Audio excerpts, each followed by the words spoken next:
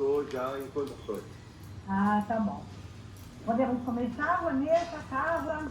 Podemos. Podemos sim, já tô com a água aqui, com calmante, com água com açúcar. Então, eu vou começar a gravar. Tá bom.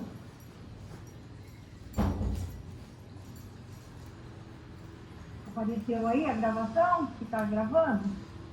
Ainda não. Não. Agora apareceu. Pronto. Então, dou início oficialmente à defesa de dissertação de mestrado da aluna Vanessa da Costa Meirelles. Quero agradecer principalmente aqui a presença do professor João Luiz Minati. É um prazer tê-lo aqui novamente e contar com a sua colaboração. A professora Carla Cristina Garcia, também agradeço muito toda a cooperação e ajuda que vocês têm nos dado. A gente vai proceder da seguinte forma: a Vanessa vai fazer uma apresentação, uma breve apresentação do trabalho dela, aí uns 20 minutos, e aí depois nós passamos para a arguição do professor João, que é o nosso convidado, né? Aí a Vanessa tem tempo para conversar com ele, para responder, depois para a professora Carla, que também a Vanessa depois terá tempo para responder, e finalmente eu encerro a sessão, mas vou pedir aí que todos os que estão assistindo saiam e para que a banca possa se reunir para deliberar. E aí todos podem voltar novamente, tá bom? Então vamos fazer assim. Vanessa, está com você a palavra, você tem uns 20 minutinhos aí para expor o seu trabalho, tá bom? Obrigada, Cissa. Eu começo agradecendo as amigas pela paciência e pela generosidade que foram alimento da minha caminhada, aos intelectuais de retaguarda, 3 deles estão nessa banca, e pelo seu estímulo ao meu diálogo com a vida, aqueles que com amor me fizeram avançar para fora da escuridão onde eu me encontrava. Ao meu companheiro incansável, frente às muitas inquietações no meu percurso, e aos meus filhos, pelo desejo de mudar o mundo. O título do meu trabalho, da minha pesquisa, se desenvolveu em Mulheres e Meninas. Ele não nasceu assim. Ele foi o estudo do processo de identidade de jovens brancas, ex-alunas de escolas particulares paulistanas.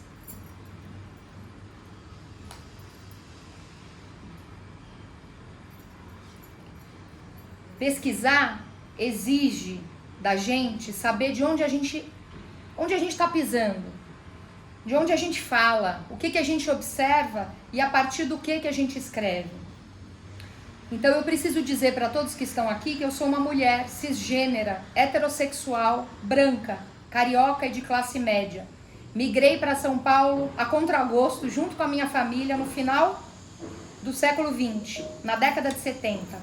Eu sou fruto de uma mistura de raças e credos, cristãos novos, brancos e população originária do Brasil, da cultura tupi-guarani. Eu fui criada em um ambiente marcado pelos efeitos do genocídio de povos originários no meu país. E ao mesmo tempo usufruí das regalias do racismo à brasileira, pois eu sou bisneta de fazendeiros que empregavam na sua lavoura mão de obra escrava e negra. Pela cor da minha pele, que é branca, eu desfruto de privilégios de pertencimento racial e vivi a minha adolescência em espaços semelhantes àqueles que vivem as jovens com quem hoje eu trabalho. Há mais de 25 anos, trabalho no meu dia a dia com a juventude, filha da elite do nosso país. E desde 2013, coordeno projetos numa ONG que ajudei a fundar. E por isso também passei a trabalhar com a população socioeconomicamente fragilizada no Brasil. O outro lado da moeda do mundo em que vive Sofia, a jovem mulher entrevistada para essa pesquisa. Foi desse lugar que eu exerci e exercitei o meu olhar e a minha escuta. Desafios enfrentados. Este estudo buscou compreender o processo de identidade de jovens mulheres brancas, ex-alunas de escolas particulares na cidade de São Paulo. Mais especificamente, escolas conhecidas como ou autonomeadas como escolas de elite. E por esse motivo, me foi necessário elaborar algumas questões sobre o lugar destinado às mulheres, os mecanismos que as desqualificaram como produtores de conhecimento através dos tempos, as verdades que daí surgiram e o que na realidade essas mulheres produziram. E por que processo de identidade? Identidade não é uma só? Dizem alguns. Por o grupo de pesquisa que me acolheu, que é o NEPIM, identidade é metamorfose. Ela está sempre em movimento, ela nunca é fixa. E ela faz parte de um sintagma, que são essas 3 palavras na tela: identidade, metamorfose e emancipação. A emancipação é uma possibilidade que deveria estar no horizonte de todo mundo, mas não é sempre assim. E tem algo mais que esse núcleo acredita como verdade. Nós não nascemos humanos. Nós nos tornamos um nas nossas relações ao longo da vida. As minhas primeiras indagações foram: a escola para essas jovens mulheres que eu entrevistei foi o espaço privilegiado de produção de novas possibilidades, de emancipação no horizonte? O trabalho ali realizado contribuiu para que elas se construíssem autoras das suas próprias vidas, desconstruindo aquilo que foi internalizado ao longo da sua primeira e segunda infância, permitindo que daí, desse processo, surgissem identidades singulares? O que esperavam delas nessas escolas? Como essas jovens eram vistas pelos educadores e pelos seus próprios pais e sua família? Estariam em jogo as disputas entre as identidades que eram esperadas delas, jovens ricas, brancas e privilegiadas? Ou haveria espaço para outras identidades também pautadas por emancipação e autonomia? Enfim, o que ocorreu na trajetória de vida dessas jovens para levar ao descompasso que essa pesquisa revelou entre o esperado e o realizável, entre aquilo que era desejado que elas fizessem e aquilo que elas podiam fazer? Quais foram os efeitos desse desalinho na vida dessas mulheres? Como que mulheres jovens, brancas, pertencentes às classes sociais mais abastadas na nossa sociedade, vivenciam esse processo identitário a partir do confronto entre aquilo que a cultura estabelece, que é esperado delas, e aquilo que elas têm de desejo, de desígnio pessoal, né? Autonomia e emancipação?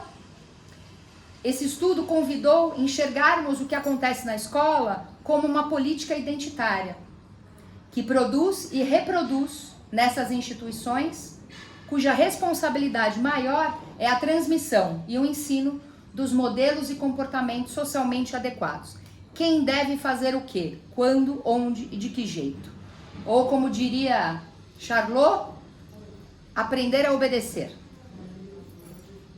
O ponto de partida foi a reflexão sobre as origens da sociedade moderna e do feminismo, através do tempo e das lentes de autores das temáticas educacional, psicológica e psicopedagógica. Em seguida, foi necessário estabelecer relações entre educação, sexo, gênero, raça e classe social, além de compreender a relação entre o processo educacional, a escola e os currículos. Para a coleta de dados, ou para o registro das palavras que foram comigo partilhadas pela jovem Sofia, a escolha foi pela ferramenta chamada narrativa de história de vida. E que não foi necessariamente uma escolha, porque essa é a forma que o núcleo de pesquisa que me acolheu usa. Essa é a ferramenta, como eu gosto de chamar, e como a minha orientadora também me ajudou a encontrar a melhor palavra para definir, é a forma melhor de se captar o que acontece na encruzilhada da vida de uma pessoa com a sua vida social. Esse método para o núcleo que me acolheu, esse método entende, esse núcleo entende que esse método é o melhor, que dá a melhor permissão para se captar a dinâmica do processo de identidade, que, como eu já disse, não é fixa, ela é metamorfose. Esse método nos permite identificar algo muito valioso, quando se escuta uma história, porque a história é feita de fatos, mas uma narrativa de história de vida, ela é feita dos significados atribuídos a esses fatos pela própria narradora. E o que revelou? Em grande medida, nessa investigação, as práticas escolares se revelaram como reprodutoras das condições para a reposição do hegemônico, trocando em miúdos, fazer mais do mesmo, eleger como ideal e natural um mesmo padrão. E dessa forma, o fracasso ou a tentativa de acerto é entendida como algo individual. Ela é resultado da incapacidade e da patologização, né? Então, de algum problema que virou uma doença, um sintoma que já virou um CID, daqueles que são incapazes de desenvolver as habilidades e competências, termos do mercado, exigidas ao longo da vida estudantil. O descompasso que leva ao adoecimento de meninas e mulheres é fruto das inúmeras tensões varridas para debaixo do tapete, quando se está de frente com o que acaba sendo nomeado como fracasso. Tudo que é ignorado numa busca sem fim por maximizar resultados. Tudo em nome de pertencer a um mundo que cria exclusão para vender inclusão. Em uma sociedade que se mostra exausta, num mundo que se faz no desempenho. Não à toa que a indústria de medicamentos hoje em dia ela rende 13 bilhões de dólares anualmente. E esses dados são do ano passado, então com certeza eles já aumentaram. A escola, o espaço onde esses medicamentos hoje em dia também são ministrados, acabou por optar por abordagens utilizadas no seu processo educacional que sucateiam a energia criativa daqueles que são empreendedores de ideias e removem desse espaço a imaginação, independente da condição socioeconômica. Lélia Gonzalez foi uma das intelectuais brasileiras que me foram apresentadas nesse meu trajeto. E ela diz que o importante é estarmos sempre atentos aos processos que acontecem na nossa sociedade e trabalhar pela transformação do que é real. Foi com a Lélia e com colegas generosos do meu núcleo e das minhas aulas, eu não sei se eu consigo falar o nome deles aqui sem chorar agora, Richard, Cláudio, Suelen, obrigada. Foi com eles que eu aprendi a importância de olhar o outro lado da moeda, dessas jovens com quem eu trabalho. Caminho necessário para que eu pudesse expandir a minha reflexão sobre as mazelas das minhas alunas. Privilegiadas, sim, por serem brancas e ricas. E isso me instigou a considerar uma nova forma de entender esse outro lado do mundo, desde os fatos enfrentados na minha profissão até os seus efeitos. Eu, assim como muitas do meu mundo, éramos incapazes de colocar a lógica da opressão em xeque. O primeiro passo foi estudar as estruturas de poder em nossa sociedade, atenta sempre aos processos que ocorriam ao meu redor, tentando enxergar além do que os meus olhos conseguiam ver, trabalhando na direção de transformar esse real. Era exigido de mim entender o que estava por trás, o que causava esse real. E como dizia a minha orientadora muitas vezes, não está por detrás, está entre nós. A individualização e patologização do fracasso escolar não é invenção minha e nem foi um fruto da minha mente. Mas importa saber que muito antes de pensar no meu mestrado, eu me vi diante da dupla negação de indivíduos que não aprendiam e que não conseguiam ensinar. E isso denunciava somente uma parte das dificuldades presentes na rotina deles e minha, delas e minha, pais, professores, famílias. Ao não corresponder às expectativas, e vendo-se incapazes de superá-las, apesar dos fartos recursos à sua disposição, um mundo em que dinheiro não é problema, traz consigo vergonha. Muitas outras questões, ao longo dos meus 25 anos de estrada dentro do mundo educacional, se revelaram, em especial no contato com as jovens. Depressão, autoflagelação e até tentativas de suicídio. E outra mulher, também professora, me mostrou que o que eu sentia não era incomum, eu não estava só. Assim como ela, eu cheguei na teoria porque eu estava machucada. Eu não sei se eu queria aprender alguma coisa do mundo acadêmico. Eu sei que eu queria entender o que estava acontecendo ao meu redor e dentro de mim. A minha solidão, frente aos muitos e diversos desafios, razão dos meus vários e irreconciliáveis atritos com meus pares, encontrou um espaço. Assim como a Bell Hooks, eu vi na teoria, na época, um local de cura. O Nepin me acolheu e me mostrou uma porta. Importa não só o leitor que um dia tiver interesse por ler o que eu escrevi, mas a quem hoje está aqui, tem em mente que essa investigação, como eu disse, não se tratou por razões diretamente ligadas ao espaço acadêmico, mas pela minha necessidade de elaborar a minha impotência. Não só como professora, mas como psicopedagoga, como mulher branca, privilegiada, incapaz de dar resposta àquilo que estava acontecendo na minha frente. Ora pelas ausências e ora pelos excessos, pela falta e pela abundância. Eu pesquisei para dialogar com a realidade do trabalho que me desafiava.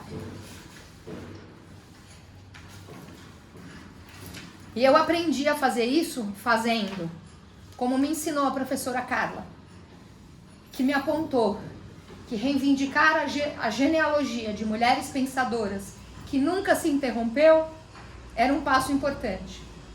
E que encontrar o macho dentro de mim era fundamental, principalmente quando ele ainda estava vestido de vaneço. Eu precisei começar com a minha própria desconstrução. E a paciência e a generosidade da professora Cecília também foram ímpares. Coordenadora, orientadora, professoras hoje na banca, mas elas foram mulheres que me ensinaram que os caminhos que a gente se propõe a seguir no mundo acadêmico, decompondo aquilo que foi imposto por quem sempre se comportou e foi tratado como mais forte e mais inteligente do que nós, não se faz sozinho, se faz junto. E por falar em junto, eu não posso falar da Sofia sem trazer a voz dela. Então eu peço licença para trazer algumas falas da própria Sofia, que darão para vocês um pouco do que ela me permitiu enxergar a partir do mundo e das palavras que ela partilhou comigo. Eu vou ser breve. Minha mãe sempre falou que eu era a sombrinha dela. Eu venho assim de uma infância em que eu tinha tudo. De certa forma, eu tinha tudo. Eu era uma menininha charmosinha, delicada, que passava maquiagem, punha sapatinho, de salto alto. Sabe aquela coisa assim? O meu pai sempre teve uma maneira muito agressiva. Era uma coisa natural dele, sabe? Ele não fazia porque queria. Ele falava assim: vai tomar no cu, sua idiota. Mas era assim, era uma coisa normal. Era o jeito mesmo dele falar, sabe? Por exemplo, ele tinha o costume de me dizer: você é burra, meu. Só que não era um relacionamento abusivo. Não era um momento de violência.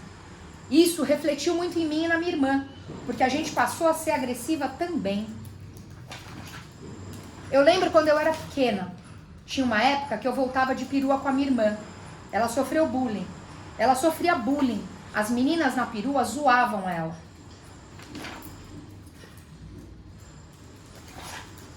A minha irmã dava trabalho. Ela precisava de terapia, pedagoga, psicopedagoga, remédio. Eu sofro muito. Desde pequena foi assim. O meu pai é um grande exemplo para mim. Ele nunca encostou a mão em mim, sabe? Mas ele me xingava. Era mais verbal. Quando eu era pequena, meus pais brigavam. Eu sempre me envolvi muito no problema dos outros. Eu sou uma pessoa que se incomoda muito com o problema do outro. Quando eu mudei de escola, eu sofri muito. A minha irmã não estava nem aí. Ela estava jogando bola com o cabelo desgrenhado. E dinheirinho, eu sempre pensei em dinheirinho. Eu queria ter minha lojinha, guardar meu dinheirinho. Eu vendia limonada e as minhas coisinhas e ganhava dinheirinho. Essa preocupação sempre de pensar e fazer aquilo que os outros esperavam de mim. Ai, eu queria ser um exemplo para os meus pais, o oposto da minha irmã. Uma coisa me fazia sofrer muito, me machucava muito. Eu sempre pegava recuperação na escola. E as outras crianças, os outros adolescentes, eles me viam como uma burra. Depois com a anorexia, eu não peguei mais recuperação. Tudo mudou.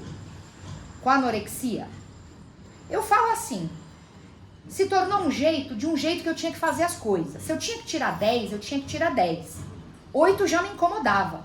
Eu tinha que tirar 8, 8,5, 9. Até por conta da competição, né? Porque todo mundo via a sua nota na parede.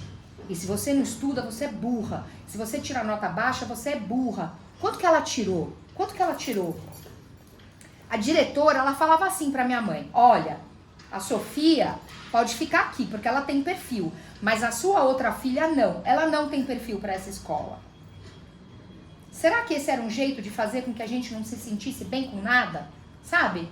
Quando você tem que dar mais, você tem que performar, desempenhar. Se é 8 é 9, se é 9 é 10, se é 10 100, se é 100 é 100 e tudo. A anorexia faz a gente se isolar. Então você fica isolado. O pessoal da manhã da escola começou a tirar sarro de mim. Eu era a burra, a Mônica, cabelo bombril, a Solan, meu dente era separado, eu era a burra, eu não entendia. Eu era gorduça, dentuça. E aí você passa a criar uma insegurança. Aquilo passa a fazer parte de você. Aquilo passa a ser você. Então você não é a menina que tem o cabelo ruim, o dente torto e a barriga gorda. Você é isso. A minha anorexia veio mesmo quando eu estava na 8ª série. Eu era nova.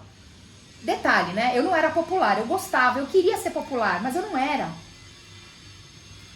Eu vi um menino bonitinho que era popular, eu queria que ele gostasse de mim. E eu era vista, sabe? Eu queria estudar, eu queria ser... Todo mundo tinha um olhar negativo em mim. Então, eu queria ser perfeita. Eu passava o dia inteiro fazendo regime, estudando, queria dormir, queria ser bonita. Eu não era bonita. Eu cheguei a ser internada. Não, foi uma amiga minha. Ela foi internada algumas vezes, ela teve bulimia. O que será que a diretora achava disso tudo? Buscar outra forma de existir no espaço escolar, no mundo e na vida, longe da ciência, que soube colocar as descobertas sobre a aprendizagem humana a serviço do capital, é fundamental para os dois lados da moeda. Porque quem nos divide não somos nós. E esse trabalho não foi nem sobre mim, nem sobre tu. Foi sobre nós. Porque a gente não pode dizer que a gente vai te ajudar. A gente precisa dizer que a gente vai se ajudar. Eu agradeço mais uma vez pela oportunidade de poder descobrir tudo que eu não sabia. E por tudo que ainda falta. Obrigada, Cissa. Obrigada, João, e obrigada, professora Carla. Quantas mulheres nessa tela, que delícia. Obrigada, querida. Tudo bem. Vamos passar a palavra, então, ao professor João Arte. Mais uma vez, muita felicidade e pelo carinho de estar aqui. Eu quero agradecer o convite, eu fiquei ligado, né? E vou começar esse trabalho de arguição, não sei se eu posso chamar dessa palavra, mas eu vou começar de trás para frente. Eu quero dar meus parabéns de cara para a Vanessa e para a sua orientadora, professora Cecília, pelo trabalho de fôlego, de garra, de raça que foi feito. A gente percebe ao longo do trabalho como isso foi acontecendo, como as ideias foram sendo construídas com toda a seriedade do mundo. Eu acredito que a Vanessa não deixou passar nada. Está tudo muito bem claro, muito bem argumentado. A gente tem vontade de ler os textos que estão evocados, né, nessa pesquisa. Eu me senti muito respeitado como leitor, interlocutor. E, olha, eu tive admiração, emoção. Esse texto conseguiu me tocar profundamente, tá? Então, começo a minha fala dizendo que eu adorei esse trabalho, dizendo que vocês estão de parabéns. Por quê? Porque vocês conseguiram, com esse trabalho, algo muito importante. Como dizia Nietzsche, o importante não são as respostas prontas, mas as suspeitas que a gente poderia colocar na sociedade. As coisas que estão acontecendo não estão acontecendo por acaso.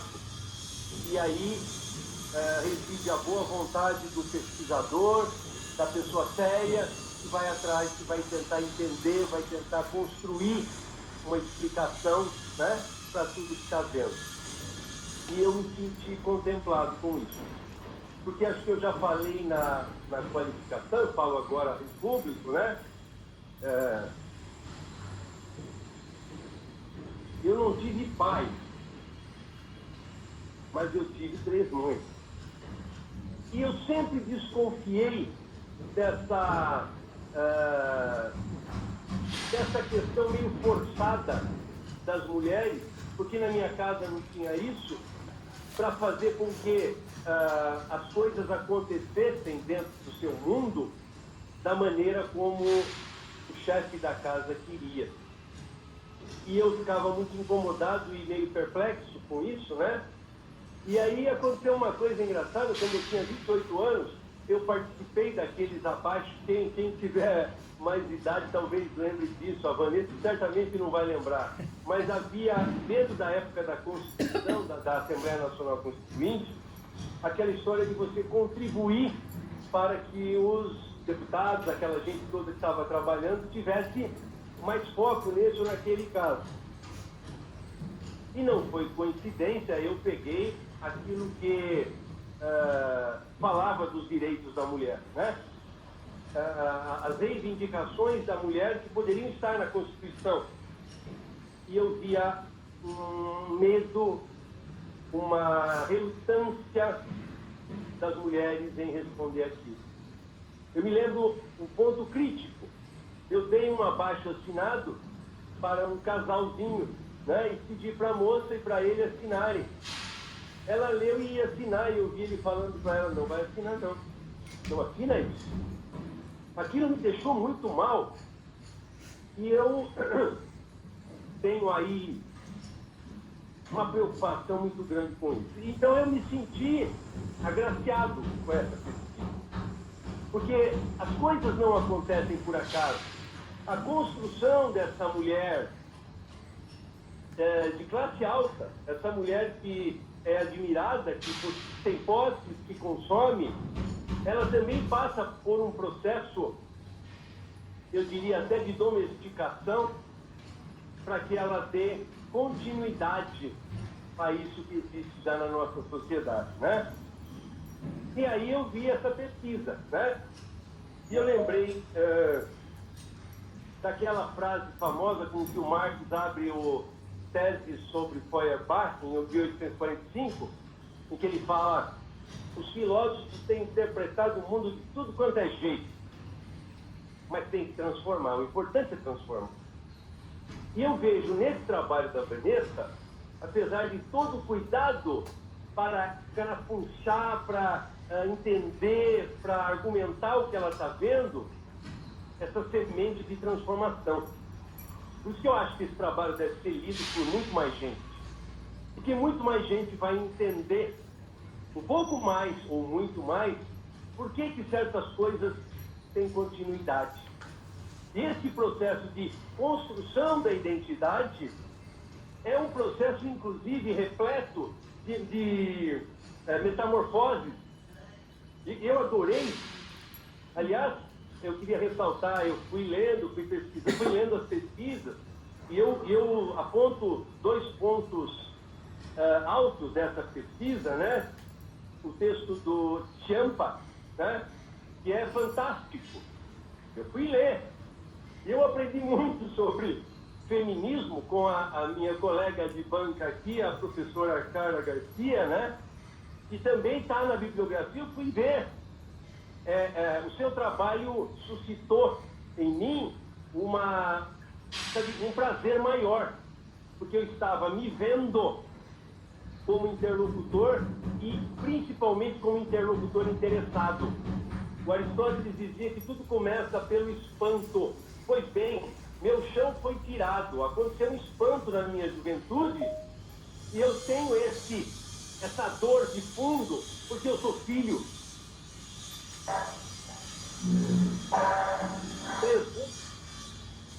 E então isso é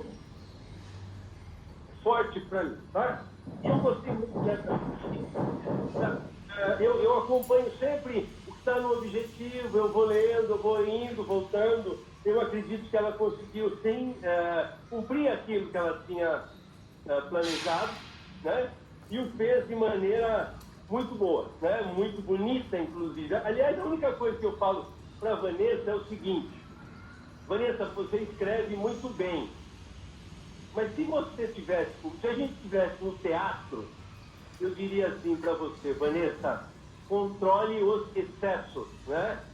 Porque às vezes a gente quer escrever tão lindo que a gente fica confusa sobre o que a gente está querendo escrever de verdade. Então, essa é uma... Mas isso é pouquinha coisa. Eu não usei computador para ler sua pesquisa. Então, eu fui dialogando com você. A gente conversa muito aqui. Uma hora que você tiver tempo, você lê. Eu vou te entregar quando der esse trabalho, né? E eu gostaria depois que você lesse, porque foi um bate-papo além de tudo, né? Bom, deu para eu pensar muito nas expectativas, né? Que a classe social, que o modelo de mulher branca, com posses, consumidor, etc., né?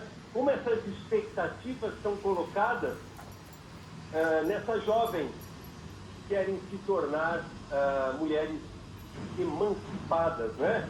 Identidade, metamorfose e emancipação. E aí que eu acho legal essa suspeita que a Vanessa levanta. Que emancipação é essa? Quando o processo é constituído a partir de uma direção já traçada, de interesses já escandalosos, né? E principalmente, né, eu também sou educador, né? Não gosto muito dessa palavra, educador, é muito pretensiosa, mas eu trabalho há 42 anos em escola e me preocupa, né, sempre a questão escola. E alguma coisa muito clara, né? A gente percebe como a escola atua para que isso se preserve, para que isso se consolide. A Vanessa trabalhou na escola, investigou a escola. Quando ela fala sobre escola para mim, e fiquei 40 anos na educação básica, né? Bastante, e a gente percebe isso. A gente percebe, eu me lembro de reuniões em que coordenadoras vinham nos dizer, nós professores, que certa menina estava se portando de uma maneira muito estranha. E eu ficava, mas ela é justamente a cereja do bolo da turma, né? Que coisa absurda é essa, né? E isso sempre foi marcante para mim. E é interessante que existem estratégias regulatórias, né? Que essa classe usa, que essa demanda por uma mulher, né? Que dê continuidade a esse modelo, que nada mais faz do que responder sim, né? A supremacia do homem branco proprietário, né? É importante ver essas estratégias, que está muito bem colocado no texto, né? Então é isso. Eu aprendi muito com esse texto, aprendi coisas que eu não sabia, isso para mim é sempre maravilhoso. Não sou da psicologia, sou da filosofia e da matemática, né? Mas eu encontrei, e tem coisas que talvez eu não conseguisse discutir aqui, mas eu fiz 3 questões aqui que eu gostaria de pedir que a Vanessa nos falasse, que tem muito a ver com a minha percepção, com a minha curiosidade e também como uma maneira de ver se eu estou no caminho certo das minhas reflexões, né? Eu queria primeiro perguntar uma coisa, Vanessa. A gente vê 2 momentos bastante parecidos. Eu até fiz um comentário no seu texto, né, para depois você tentar dar até para escrever sobre isso, né? Em que ela diminui, a Sofia, nas suas narrativas, diminui muito a irmã, né? E depois da escola, um tempo depois, ela passa a ser diminuída, né? Então, no mecanismo familiar que forma a garota que se quer formar, tem que ter um contraponto, alguém a ser combatido. Aí foi a irmã, e ela fala isso, como a própria Vanessa falou, resgatando esse sentimento da época, né? E na escola foi a vez dela. Então eu queria que você comentasse sobre isso, Vanessa, porque esses mecanismos, né, de construção da identidade dessa mulher que se quer, tem que ter um inimigo, tem que ter um oposto, tem que ter aquele a ser combatido. O fascismo é assim.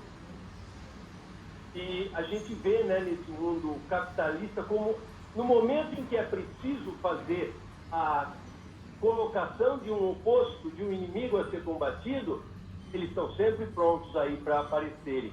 Então eu queria que você comentasse isso, o papel da irmã como sendo a antítese do bom caminho, e depois ela experimentando isso, ela sendo o mal a ser tirado de cena para que as outras continuassem no caminho da consolidação da mulher branca, bonita, etc. que se quer.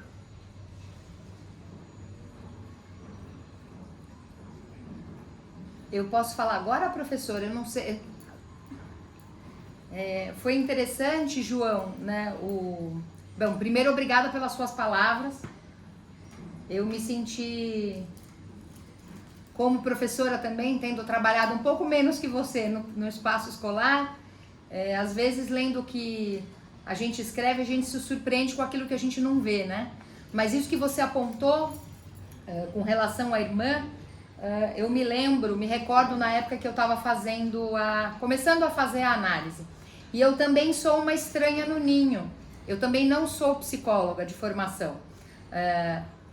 O contato mais formal com a psicologia que eu vim ter, além do trabalho, né, nos grupos multidisciplinares que eu trabalhei, sempre havia um psicólogo. Nem sempre adepto da psicologia social crítica, muitos deles, né, andavam por outros caminhos, mas isso que você apontou é bastante interessante, porque me remete a como eu comecei a fazer a análise, né? Imaginando, retomando o que o Ciampa escreve, né? Que identidade é metamorfose e que nós não nascemos humanos. Então, a partir do momento em que essas 2 jovens nascem nessa família, elas já têm toda uma cultura, que, como você disse, é uma cultura que vai permitir, no primeiro contato, nessa socialização primária, que aquilo que é entendido como culturalmente válido por esse mundo onde elas nascem, seja transmitido, seja reproduzido e se perpetue. A emancipação, dentro do sintagma identidade, metamorfose e emancipação, ela é uma possibilidade, ela não é uma certeza. E no mundo em que nós vivemos, em que o sistema econômico é o capitalista, na sua mais nova versão de mudar para continuar o mesmo, ele impede que isso aconteça na sua totalidade. Então, uma coisa que eu aprendi também é que a emancipação, quando acontece, ela vem em forma de fragmentos. Então, são fragmentos emancipatórios, né? que às vezes é possível e às vezes não, mas é sempre uma possibilidade, porque senão caímos no derrotismo, né? Enfrentamos uma situação que, bom, já que não tem jeito mesmo, já que é isso aí, é o homem branco, proprietário de terras, pessoas, né? Vamos já nos enterrar. Então, quando essa jovem nasce, né, a Sofia e a irmã, nesse espaço, a irmã é mais velha que ela, a irmã, por razões da narrativa de história de vida dela, o referencial identitário dessa menina mais velha não é a mãe, que corresponde ao referencial identitário da mulher bonitinha, com bolsinha, maquiagem. Para essa jovem Sofia que está crescendo, o referencial identitário é a mãe. Ela se torna a sombra dessa mãe. Ela se torna responsável por consolar, consertar tudo o que os pais e a outra irmã faziam, que afastava do referencial identitário da mulher branca, composta, né? Ela usa maquiagem, vestidinho, sapatinho, todos os objetos de poder que a tornam uma reprodução desse símbolo, né? A mulher branca, bonita, cabelo não era liso, né? Mas isso ela só foi descobrir mais pra frente. Então o que acontece? Ela cresce num espaço de alguém mais velho, cujo referencial identitário não é o dela. Então a irmã anda desgrenhada, joga bola, não experimenta o salto alto da vovó, não usa maquiagem, é zoada pelas meninas na perua. Então é interessante que você fala do fascismo, né? Um dos desafios de quando você está na sua socialização primária e secundária é você imaginar que o referencial entendido naquele momento como hegemônico é o único possível. E é o único possível de ser vivido de forma saudável. E o teatro ajuda muito, porque ele permite que você vivencie outros que são você. Então essa menina, nesse mundo dela de primeira família, de socialização primária, ela teve muitas poucas possibilidades de experimentar com um referencial identitário que não fosse aquele entendido como hegemônico nesse mundo dela. Tanto que o passeio preferido era ir ao shopping e comprar roupinhas, bolsinhas e mais coisas que a fariam mais bonita. O intelecto dessa criança, não acredito que tenha sido negligenciado, mas ficou em segundo plano. Então, quando ela vai para a escola, quando ela sai da escola de brincar de massinha e argila e subir na árvore e vai para a escola que começa a prepará-la para ocupar o espaço de filha de alguém que é um homem branco e todos aqueles outros adjetivos que a gente começou a colocar junto do homem, ela se percebe, bom, agora, e o que eu faço agora? Eu não correspondo mais ao padrão identitário hegemônico. Eu posso ser branca e rica, mas o meu cabelo não é liso, ou não é tão liso quanto as outras, né? Eu sou a Assolan, na minha época era Bombril, na dela é a Assolan, que é outra palha de aço. Não sei como é que é hoje em dia, né? Porque não sei nem se usa mais palha de aço para lavar panela, porque é tudo teflon. E o que acontece com ela? Ela passa a não conseguir mais compensar os problemas ao redor, porque agora não estão mais ao redor, estão dentro dela. Ela é o problema. Ela não é mais o hegemônico. Então ela realmente se confronta com isso, ela acaba enxergando esse outro não agradável, não correspondente ao padrão dentro dela. E uma das formas que ela encontra de lutar contra isso é, eu vou usar uma palavra ruim, mas é ficando anoréxica. A anorexia permite que ela tenha um mínimo de controle sobre um pouco daquilo que foge, escapa, ainda mais como adolescente. Então, não corresponder ao hegemônico na adolescência, ou se enxergar como não correspondendo ao hegemônico na adolescência, fez com que essa menina vivesse um pouco daquilo que ela imagina que a irmã viveu. Porque lembrando no início, esses fatos me foram narrados e o que mais importante foi o sentido que ela atribuiu. Então a gente não tem como dizer que estamos tratando de verdades absolutas, porque essa é uma totalidade enxergada por uma parte de uma menina numa parte da sua vida, né? Eu parei de partilhar o que a Sofia falou, eu não chego à parte em que ela começa a vislumbrar como jovem mulher um fragmento emancipatório para si própria, em que ela começa a questionar esses espaços em que ela teve e o problema que ela leva para a vida adulta, que é viver em busca de fazer o que o outro espera dela. É impossível ser branca, com cabelo liso, né, bonita, com maquiagem o tempo todo. Até porque não é isso que importa. A cara cai, o peito cai, a bunda cai, tudo cai.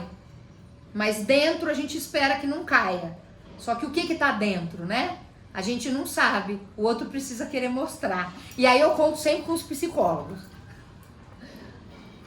Obrigada, João, pela oportunidade de eu partilhar essa reflexão. Espero que eu tenha correspondido à sua arguição. Sim, e acho até que muita gente, depois dessa sua fala, ficou com vontade de ler o texto, né? Muita gente que está ouvindo aí. É outra coisa que me incomodou, não no seu texto, mas a hora que eu vi, comecei a perceber coisas, né? E você fala sobre ela estar o tempo todo enaltecendo as virtudes, as boas qualidades do seu pai, né? O tempo todo. E eu vi muito isso na minha vida. Aquelas pessoas, aquelas mulheres, naqueles casamentos estranhos que eu vi ao longo da minha vida, que não viviam uma vida de respeito, elas não eram respeitadas, né? Via de regra, essas mulheres enalteciam o caráter, as virtudes do seu companheiro, que a massacrava de certa forma, né? Eu lembro das epopeias míticas em que os deuses são cruéis, né? E são chamados de bons, de amor, etc., né? Então eu queria que você comentasse um pouco sobre isso, né? O fato, eu escrevi inclusive, né, isso também na sua dissertação aqui, eu queria que você comentasse isso. Parece que faz parte do processo de quem é massacrado para que tome um rumo, enaltecer o opressor, aquele que está fazendo isso. Que mecanismo isso, na sua visão, tem? Que papel, né? Como funciona isso na questão pessoal e, inclusive, na questão social, né? Porque, ao enaltecer o pai, rico, poderoso, etc., ela está enaltecendo o meio a que ela quer pertencer, de fato, né? Uma das mulheres... Eu queria que você... Vanessa picotando. Melhorou? Melhorou. Muito interessante, João, que você levanta esse ponto, porque para pensar nisso, né, para pensar o que está por detrás de alguém que está sendo agredido, continuar nessa relação que é agressiva e o que permite que essa pessoa que é agredida continue enxergando no seu agressor, né, coisas que entram em choque com a própria agressão. E aí a gente precisa voltar lá para a socialização primária. Aí eu vou trazer uma coisa que o Gessé Souza fala, que eu acho bastante interessante, né? Ele fala que o ser humano, além do Ciampa dizer que a gente não nasce humano, que a gente se torna humano, o Gessé Souza fala que a gente não é formiga. A gente não repete, né? E ele fala muito interessante porque ele usa o formiga, que todo mundo vê a formiga ali, ela leva... Poucas pessoas sabem que a formiga não come a folha, que ela leva lá para o meio do formigueiro, aquilo vira um fungo, a formiga come o fungo, e a formiga nasce, morre e cresce fazendo aquilo. A não ser que ela seja rainha, aí vai ter lá no trabalho dela também, né, criar novas formiguinhas. Mas a gente não faz as coisas assim. E tudo o que a gente aprende na vida vem com uma carga emotiva. E tudo aquilo que a gente aprende na infância, na socialização primária, no seio da família, com os nossos outros significativos, que são o pai, a mãe, os irmãos, os mais próximos, aqueles que cuidam da gente, vem com uma carga muito forte emotiva. São as pessoas que durante um bom tempo da nossa vida, como você fala das suas 3 mães, elas nos apresentam o mundo, elas nos trazem o mundo. O mundo que a gente conhece, o primeiro mundo que a gente conhece, vem através das lentes, da fala e da interpretação dessas pessoas. Então, se eu tenho alguém, um pai, uma mãe, um irmão, uma cuidadora, alguém que seja responsável por mim nessa época, que me traga referências de uma forma agressiva, como por exemplo aconteceu com a Sofia, isso vai acompanhá-la, isso vai fazer parte dela, independente do que for acontecer mais pra frente, independente do momento em que ela conseguir se deparar com isso. E eu sei que muitas das mulheres que estão aqui me escutando conseguem voltar lá na infância e lembrar daquele momento, de uma pessoa que ao mesmo tempo elas têm muito amor e que ao mesmo tempo as agrediu tanto. Só que quando você é criança, isso eu falo aos 51, então eu consigo olhar para trás, fazer a minha terapia, falar sobre isso. Mas quando você tem 1, 2, 3, 5, 7, 9, 12, as suas defesas, a sua capacidade de elaborar esse mundo, quando o pai da Sofia fala para ela, vai tomar no cu, quando ele fala para ela, você é burra, ela não tem como elaborar da forma como nós adultos elaboramos e entender que aquilo não diz dela, que aquilo diz desse homem. Ela não tem como fazer isso na infância. Até porque isso é aceito na família. Isso não foi algo que parou. A própria mulher aprende, desde pequena, a justificar o comportamento inadequado do outro, principalmente do outro que é macho. Eu estou vendo mulheres sorrindo. Vocês sabem do que eu estou falando. E por mais cientes que os machos das cores diversas estejam, eles nunca vão saber o que é estar nesse lugar. Porque nós aprendemos e isso faz parte da gente. Eu até hoje justifico comportamentos inadequados do meu pai, macho, branco, proprietário não mais de terras, mas das coisas dele, não mais de mim. Então, é um conflito muito grande, só que é uma época, eu não vou dizer indefesa. É claro que a criança elabora, mas ela não tem como, nessa sua primeira fase de socialização, se defender contra isso. No sentido de enfrentar e ajudar a esse homem, inclusive, a desconstruir esses argumentos. Ô papai, não fale assim comigo. Você acha que eu sou burra por quê? O que você tá vendo que eu tô fazendo que faz com que você ache que eu sou burra? Né? Seria um primeiro momento. O nosso desejo é que esse espaço acontecesse na escola, em que os conflitos dariam margem para processos diferentes de aprendizado. Só que o que essa pesquisa revela, e mais uma vez, ela não é a totalidade de todas as escolas e de todas as mulheres, mas o universal se manifesta no individual. Tolstói já dizia para a gente falar da nossa aldeia para falar do mundo. Então aqui eu estou falando da Sofia, e a Sofia, ao falar dela, está falando de outras Sofias, de outras várias cores e de outros estratos sociais. Porque algumas situações são vivenciadas como se fosse um roteiro parecido. Claro que de formas diferentes invadem e violentam mulheres diferentes em espaços diferentes.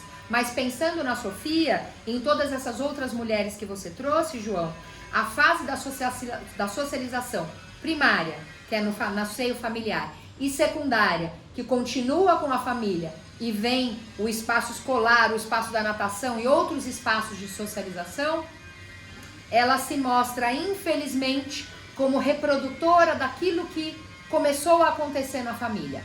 Essa diretora na escola reproduz o pai, porque ela diz para muitas e não poucas que elas não servem, que elas não têm perfil, que elas não prestam. E como lidar com algo forte dessa forma?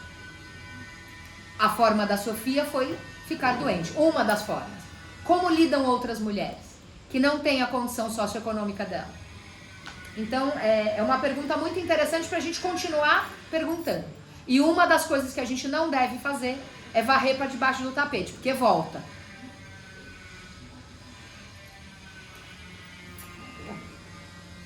Muito bem, agradeço muito. E agora eu queria fazer uma última pergunta, que é mais para satisfazer uma curiosidade minha, já que você não tinha como objetivo isto que eu vou perguntar agora. Você traçou um caminho de construção da identidade, você procurou o sentido dessa construção da identidade de uma garota que pertencia a uma classe social alta, uma família que vivia de maneira confortável, né, para assumir a sua posição enquanto mulher branca no auge, né, numa posição de destaque nessa sociedade. E ela fala, você fala en passant, porque ela fala en passant, do que eu vou perguntar agora. Mas eu quero saber da visão que essas meninas têm, daquelas meninas extremamente pobres, extremamente violentadas pela vida, né? Já disse que não foi esse o seu objetivo. Mas eu sei que você tem um conhecimento grande sobre essas meninas todas, né?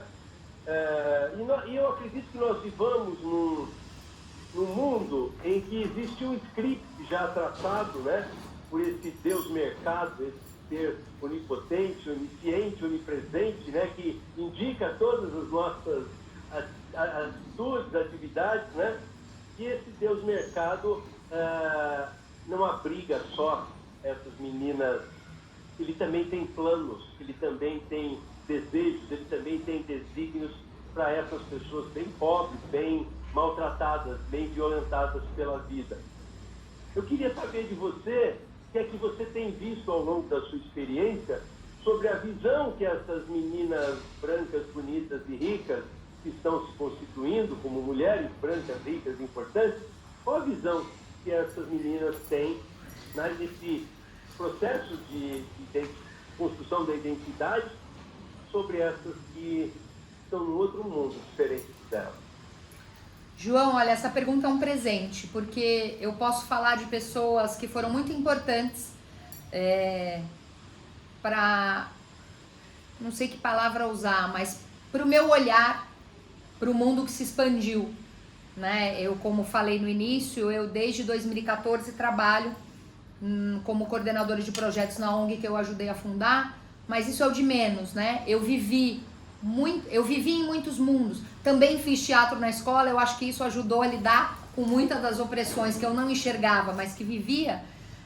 Mas uma coisa muito importante eu escutei de um colega que hoje é mestre, pesquisador, é o Richard, e ele falou isso numa aula da professora Carla. Eu poderia passar a tarde inteira falando coisas que eu escutei durante a aula da professora Carla, do Richard e de outros colegas, mas o Richard me marcou muito. Ele numa aula traz o pensamento da Patrícia Hill Collins, e eu estava perguntando para a professora Carla, que gentilmente não me chacoalhou e deixou o Richard me chacoalhar com muita gentileza. Ele fala, eu estava falando da mulher, né, que você fala dessa mulher que está se preparando tal para exercer o poder. Aí eu falei, bom, certa de que, né, eu estava ainda falando de que essa mulher ia exercer o poder dela. Aí a professora Carla me deu uma pequena chacoalhada e em seguida entra o Richard e eu vou partilhar com vocês o que ele me disse, porque eu partilhei na dissertação. Na verdade ele falou com o grupo, né? Ele fala, trazendo a Patrícia Hill Collins, que a mulher branca, ela é o cachorro de luxo. Ela come filé mignon, ela deita na almofada de veludo, ela pula aqui e ali, né? Quando, sei lá, o dono chega em casa, ela pula, né, para se mostrar bonita, ela vai fazer luzes lá no pet shop, come, né, cuida da pele para ficar, enfim. Mas ela não tem poder. Quem dá o filé mignon para ela é o dono. que comprou lá com o dinheiro dele, que ele tem das coisas dele. E aí ele fala da mulher negra, né? Que você traz na sua pergunta. E ele fala que a mulher negra é a mula, que ela sabe o lugar dela, que ela sabe o que ela está fazendo, que ela sabe quando ela está sendo violentada. E que existem muitos momentos, grande parte deles, que ela precisa se calar. Mas ela sabe quem ela é, ela sabe qual é o papel dela, e mais ainda, ela sabe o que é que ela pode, ou o que ela pode querer e almejar. E ela é a única que pode, caso ela queira, porque essa não é um dever da mulher negra, o racismo não é criação da população negra, caso ela queira, ela pode dizer, ô branca, vem cá, chega aqui, dá uma olhada aqui. E trazendo o que a professora Carla fala, da próxima onda, não somos mais nós, são as trans.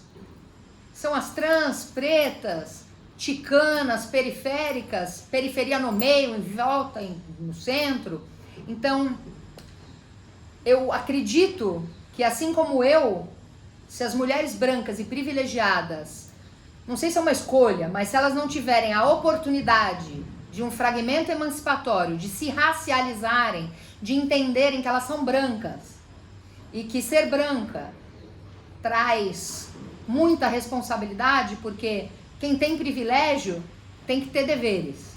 Não dá para viver só mais na onda. A gente não tá mais na década de 70, em que tudo estava começando, explodindo, eclodindo, com as mulheres voltando pro Brasil e a ditadura. A gente não tá mais lá. Então, no meu caso, não é uma opção, né? Eu não ajudo a fundar uma ONG, não trabalho num núcleo chamado Mulheração à toa. Isso me inquieta, isso me tira o sono, isso me faz chorar. Às vezes me faz procurar as drogas lícitas para me anestesiar, mas essa não é uma opção, né? Não é nem sobre mim e nem sobre elas, é sobre nós. Porque se não houver um nós, o mercado vai continuar dizendo quem é que importa, quem é que morre, quem é que vive. E nós, as brancas privilegiadas, vamos continuar acreditando que temos algum poder. Até que chega o dono do canil e quando a gente fica velha, troca por uma nova, né? Porque o poder não é nosso, ele continua sendo do homem. Apesar, como diz a professora Carla e a professora Cissa, de tudo o que conquistamos e avançamos, que não é pouco.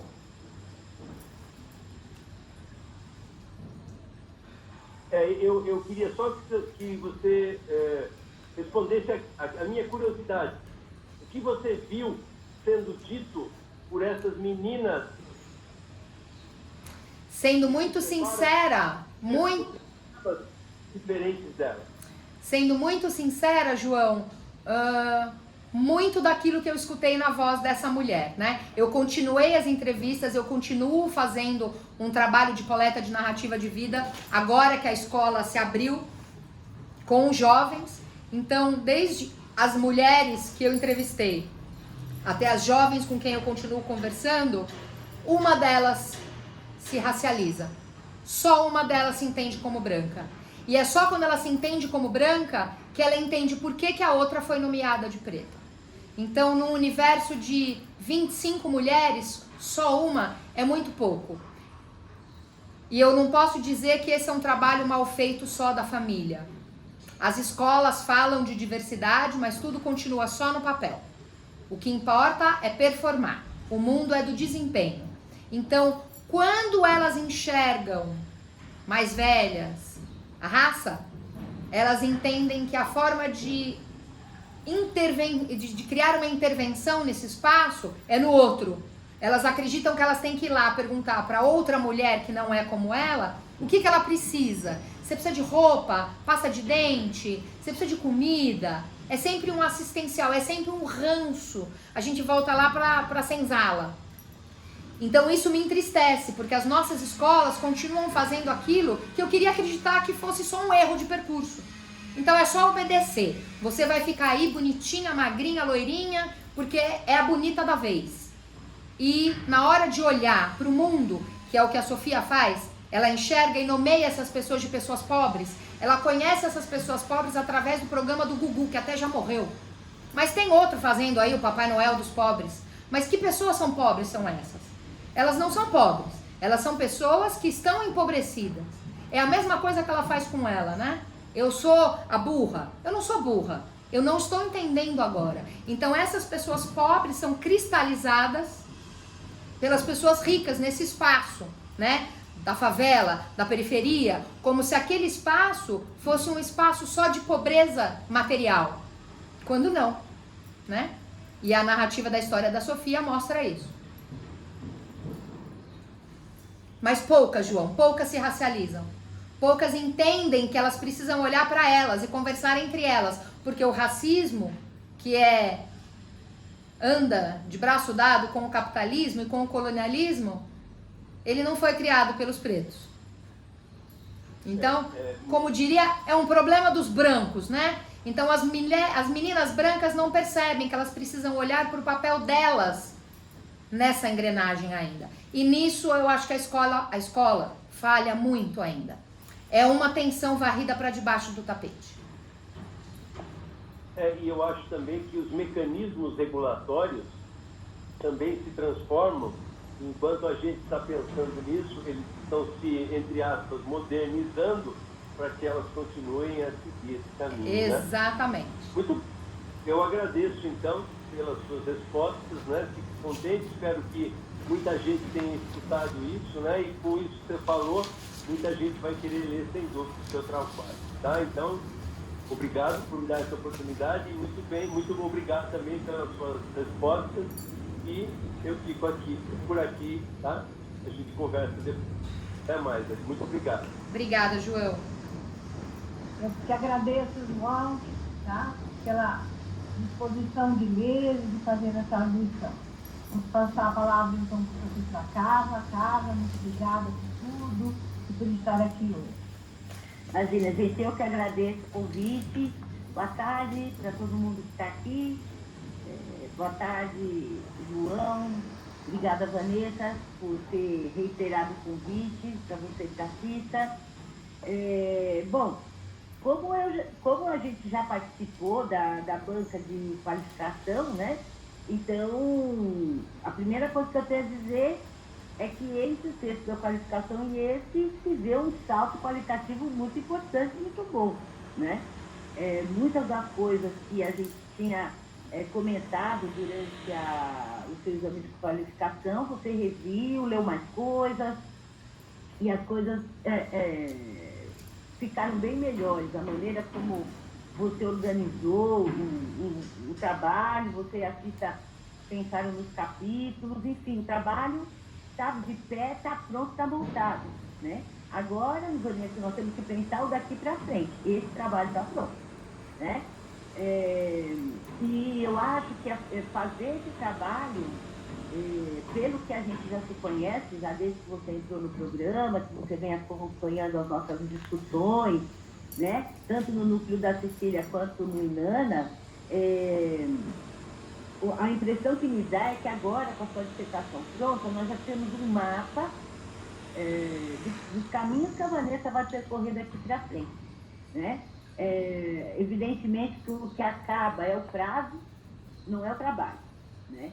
24 meses para fazer uma dissertação de mestrado sobre um assunto sobre o qual você ainda não tinha se debruçado, dentro de uma área que não é a sua, seja no caso da Cecília como psicóloga social, seja no meu caso, e eu estou falando só da sua experiência nos nossos dois núcleos, tá, Van? Né? Cecília, essa baita psicóloga social monstruosa. No meu caso, antropóloga, né? E de repente cai a Vanessa, né? Dentro de duas áreas que não é da sua leitura cotidiana até então. E em 2 anos tem que incorporar, não é? Essas duas maneiras de pensar o social, aliada com a sua vontade de estudar as questões feministas. Então, Vanessa, só por esse desafio, você já está de parabéns, né? Porque é preciso ter coragem, né? Para, num período tão pequeno, e além de tudo, no meio do caminho, uma pandemia. Então, só isso você já está de parabéns, de você ter literalmente se jogado numa piscina só tapando o nariz, ou seja, se Deus quiser, né? E o mais importante, não se afogou, né? E já sabe como é que faz, pelo menos para nadar de cachorrinho. Bom, não se afogou, Vanessa, né? O importante é... Olha, o Jura está levantando a mãozinha. É o nosso Jura? Oi, Jura! Cadê ele? Aqui, Oi, Jura, que saudade! aqui, eu ia amar por engano, mas eu tô com saudade de você e Eu quero também. parabenizar a Vanessa. Certo. Nossa, sua cara, Jura, eu tô vendo sua testa. Cadê a Jura, gente? Deu a parede. Obrigada, Jura. Obrigada, professora Carla. Ah, ele aí, Jura. E aí também, né, eu acho que esse momento da sua defesa, Vanessa, de mestrado, a maneira como você abordou o assunto dentro do núcleo da Cecília, vem para nós, né, para mim em especial, mas eu tenho certeza que para o Jura e para a Cecília também, no momento em que nós perdemos o nosso querido professor Ciampa, né? E aí, né, já que estamos aqui, a dissertação da Vanessa fala tanto dela mesma, né? Eu devo dizer para todo mundo que está aqui hoje assistindo a defesa da Vanessa, que a primeira vez na minha vida que eu participei de uma banca, já como doutora, né? Com uma pessoa importante, foi o professor Ciampa. E eu cheguei na banca, assim, nervosa, coração batendo na boca, tipo, como assim? Vou fazer uma banca com o professor Ciampa, como assim, né?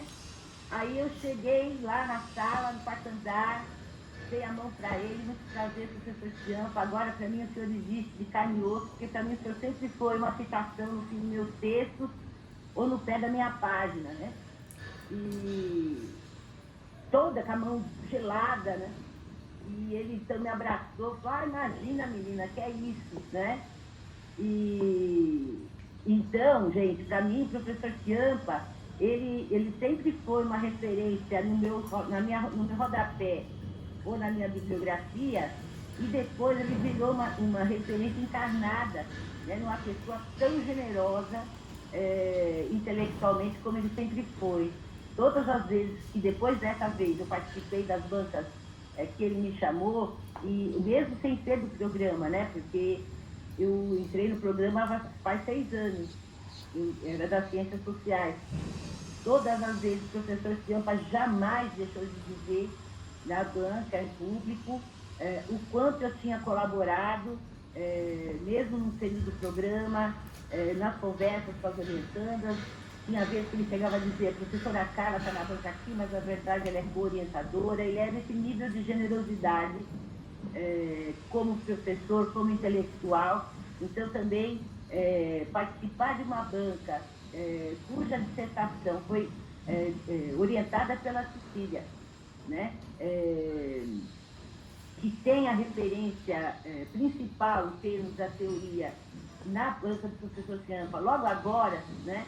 Também para mim dá uma emoção a mais, né? Justamente porque você tem um jeito de escrever, Vanessa, que é tão delicado quanto a teoria que o Ciampa coloca. É uma teoria que é difícil, mas que nas palavras dele, quando ele explicava, quando ele escrevia, vinha com a suavidade, né? Ele tinha esse dom de falar suave, coisas que são muito sérias, né? Então, nesse DNA, né?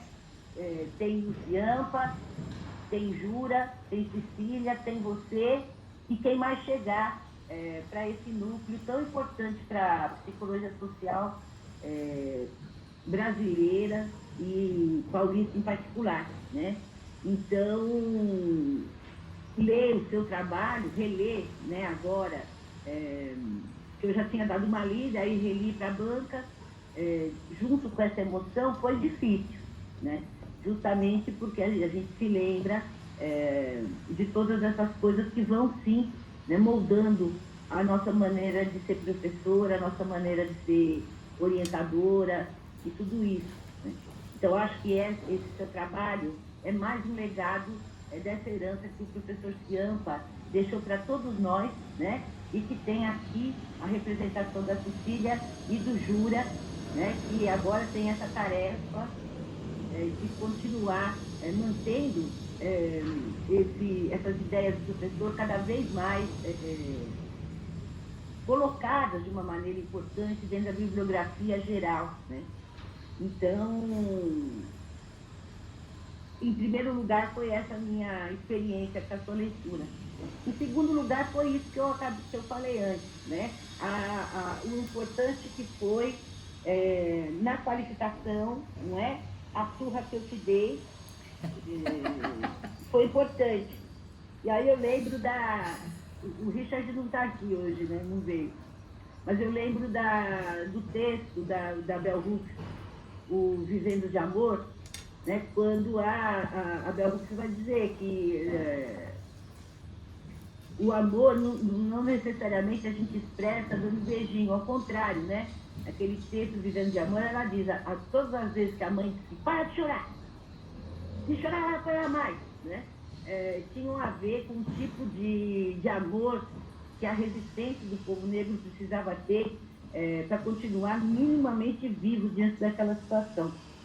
No nosso caso, como feministas e teóricas, aprendendo com a Bell Hooks e com as mulheres negras, é preciso que a gente chacoalhe, né, para que algumas questões que a gente nem percebe de tão internalizadas que elas são, não apareçam no nosso texto, dizendo coisas que, na verdade, a gente não quer dizer. Então, eu acho que, quanto a isso, eu acho que o chacoalhão já rolou, né?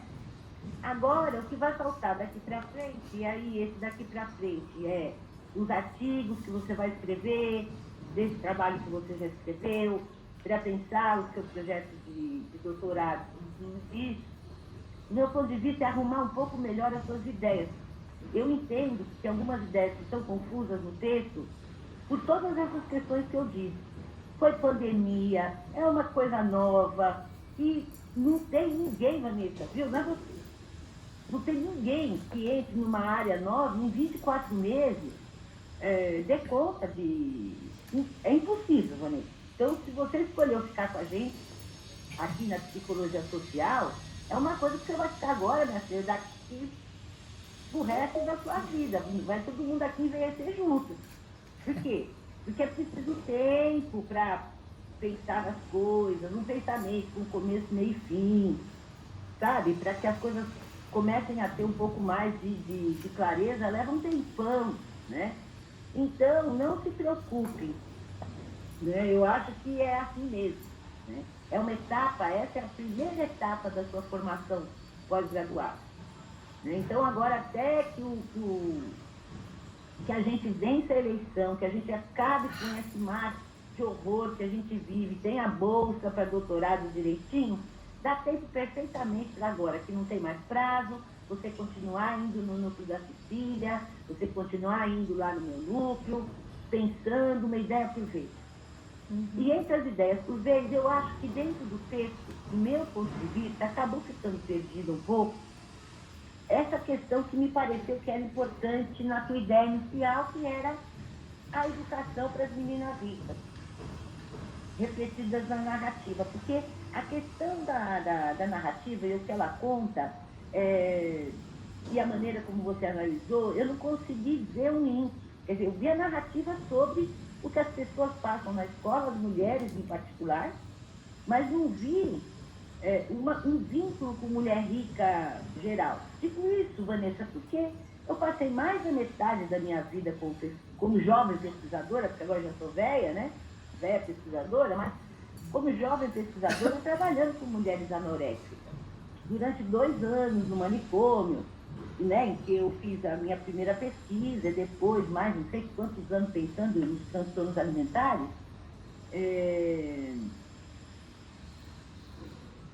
que é um tipo de transtorno e sofrimento tipicamente feminino, né? E aí você colocou, inclusive citou o meu livro, tudo isso, mas eu não consegui vincular isso com a discussão que você faz sobre escola. Você entendeu? Então, porque esse não é um problema de escola rica.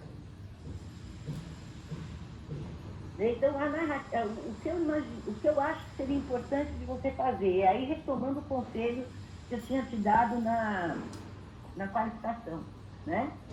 É você tentar vincular um pouco mais, lendo um livro que acho que você não achou, também é difícil de achar,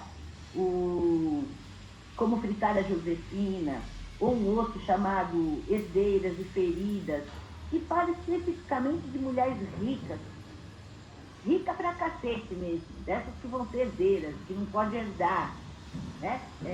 Que vão ter uma formação ou para casar com alguém mais rico ainda, ou para poder ter uma função dentro da empresa, né? Então, como é que é isso dentro das escolas de ultra-elite, ou da elite dos 10% mais ricos do Brasil? O que efetivamente essa educação tem de diferente? Isso eu não achei no seu trabalho. Assim, no sentido de fazer uma análise profunda com a narrativa que ela conta. Uhum. A narrativa da metamorfose, isso que a Sofia conta, é uma que pode ser pensada, né, o pessoal como uma política da educação social que as mulheres recebem, né, mas eu não consegui ver nada de diferente da classe média, da classe média baixa, nesse sentido, né, seja no... Ou mesmo, Vanessa, eu fiquei na dúvida, ela, Sofia, é que reforçava, como você reforçou no texto, eu era sombrinha, toda hora ela se referia a si mesma como sombrinha? Sim. Na verdade, mais vezes do que eu coloquei no texto. Eu até tirei um pouco. Então, era isso que eu queria dizer. Então, quando ela está contando a vida dela, ela está pensando nessa relação com a mãe, na relação da sombra, que é uma coisa que a gente pode escrever a dissertação só sobre isso, né? Uhum. Sim. Mas, e essa sombra da escola? Ou seja, o tema da narrativa, incrível, para pensar como é que é ser sombra, né? Não ter uma existência encarnada, ter uma existência de sombra, isso é super legal, né? Mas eu não consegui ver esse negócio da sombra, porque, veja, uma coisa a gente, de maneira geral, nós todas aqui, né, quando éramos pequenas, ou vestimos o sapato da mãe. Gente, eu visto o sapato da minha mãe até hoje, é só indicar. Minha mãe tem 80 anos, cada vez que ela bota uma roupa, eu falo, ai mãe, tira que eu quero pôr. E ela morre de rir.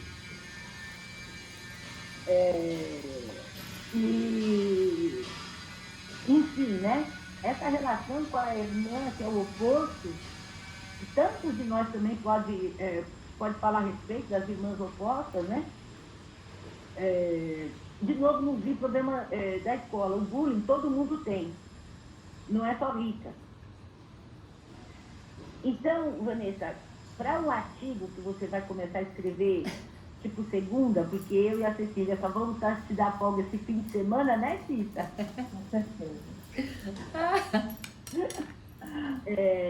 Eu acho que seria bem importante que você tem um baita material já lido, já pensado, já analisado, uma narrativa enorme, que você pode, agora que você já está defendendo a sua dissertação de mestrado, começar a explorar mais com calma, já que acabou o prazo, né? O que dessa narrativa tem da questão da classe e da raça? Claro, tem a evidência do show do Gugu, tem a evidência de quem é o pobre, né? Mas eu não sei até que ponto essa é uma evidência que só coloca essa mulher como classe rica. Digo isso porque a vida inteira trabalhando com mulher, essa ideia do status social de ser pobre e de ser rica não necessariamente tem a ver com o número de dinheiro que você tem na quantidade de dinheiro que você tem na conta. Tem uma consciência de status, aquela coisa que a gente estudava nos anos 80, mas que continua, né? Eu não sei, eu acho que tem que explorar mais, Vanessa, porque agora você está sentado em cima de um cofre de moedas de ouro. Tem muita coisa na sua dissertação que você pode aprofundar, né? Com a calma na leitura dos textos, da psicologia social, da antropologia, essa própria coisa que nós estamos estudando agora, da Nicole Claude-Mathieu, sobre o viriarcado e não mais o patriarcado, que amplia muito essa fala do homem branco proprietário. Nem todos são proprietários. O viriarcado não tem a ver com propriedade. Não precisa ser proprietário para ser, né, para exercer essa figura dessa maneira. Eu acho que essas coisas todas, a partir de agora, você vai poder, com calma, capítulo por capítulo, pensando, olha, quantidade de coisas que não sairia daqui. Né? No caso da educação das mulheres, a mesma coisa. Né? Pegar só o capítulo da educação das mulheres. O que você quer saber sobre a educação das mulheres ricas, que é o seu foco de estudo? Olhar no que ela se difere. Há um currículo que é classista, no sentido de que, porque a escola particular era uma escola que tem mais horas-aula, o currículo é diferente. O que faz com que a educação das mulheres ricas seja diferente das mulheres de classe média-média? Tem uma diferença por causa do número de horas, por causa do tipo de leitura. Claro, o óbvio a gente já sabe, que é o entorno, né? É a família, é o entorno cultural e capital, né? Que proporciona para essas mulheres maior acesso a determinados bens culturais que outras categorias não têm. Mas nada garante que elas, exatamente porque exercem um papel ainda de subalternidade no mundo, tirem alguma coisa desse capital cultural que elas têm ao redor. Pode ser que não. Sim. Né? Para você ter uma ideia, antigamente lá na...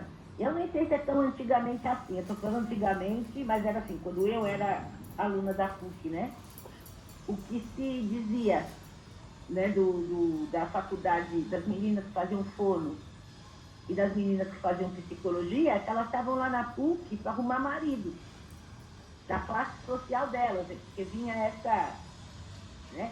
Então Sim. a piada, né, enfim, o bullying, nem era bullying porque não se conversava, não tinha um assédio a ninguém, né? Mas era assim, tinha você lembra, Cecília, Jura, que tinha um terceiro andar nos anos 80? Perfeito. Do prédio novo. Então, todo mundo dizia que na hora do intervalo, as meninas da psicologia e da fono iam tomar no café no terceiro andar para poder encontrar os alunos da economia e do direito que também eram ricos. Uhum. Então, a piada era essa, né? A fono sempre casa com alguém do direito e a psicóloga com alguém da economia, ou vice-versa, porque ali as classes sociais altas da burguesia paulistana se encontravam, né? Talvez não sei que a PAP não fosse tão mais cara que nós, né? Não sei. De qualquer forma, Vanessa, eu acho que tem uma questão que também pode vir agora para os seus estudos, né? Que é de pensar nas mulheres ricas que têm a possibilidade de educação e que se emancipam no sentido feminista que a gente dá para isso. Às vezes, me deu a impressão no texto, e é normal porque é um mestrado, né? De que o fato de elas serem brancas e ricas, necessariamente as torna alienadas. Eu não sei se isso é verdade. Não. Viu? Então, eu acho que seria importante...